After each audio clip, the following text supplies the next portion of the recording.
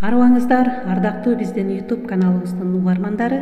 Эсиңиздерде болсо, номер 27 сабакта окуучуларга сабакты кызыктуу өтүү боюнча агайдын айрым сунуштары менен тааныштырганбыз.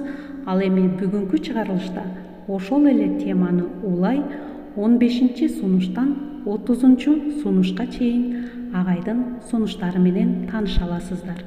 Сабакты даярдаган Салтанат Бейшенова, Талас облусу. Биздин бүгүнкү темабызга байланыштуу агайдын эң сонун накыл сөздөрү менен баштагым келип турат. Окуучуларды сабакка кызыктыруу үчүн мугалим өзү ошол предметке кызыгуусу керек дейт. Дагы биздин 14-15 сабактарда дагы айткан, мугалим өзү шыктанып турбаса, окуучуларды сабакка кызыктыра албайт. Качан гана мугалим өзү шыктанып иштесе, окуучулар дагы шыктанып окушат дейт. Андемесе темага көңүл буруңуздар. Энциклопедия, сөздүк, справочник менен кызыктыруу, олимпиада, конкурс менен кызыктыруу.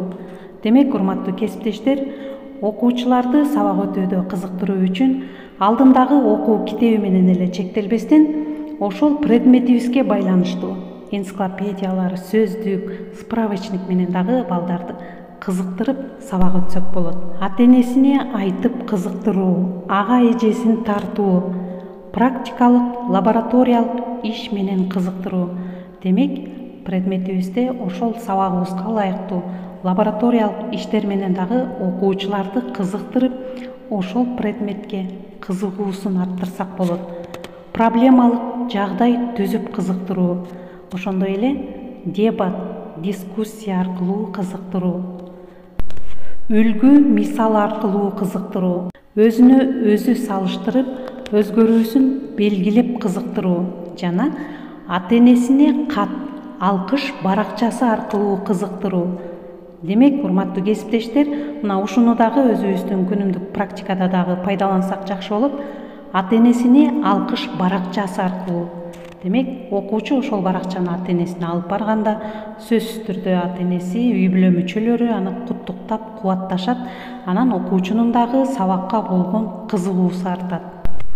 Оюн сабак менен кызыктыруу, ойлонтуп кызыктыруу, ошондой эле предметибизге байланыштуу кроссворд, таблица, табышмак аркылуу окуучуларды кызыктыруу, реферат, сочинение, билдирүү, доклад жаздырып кызыктыруу.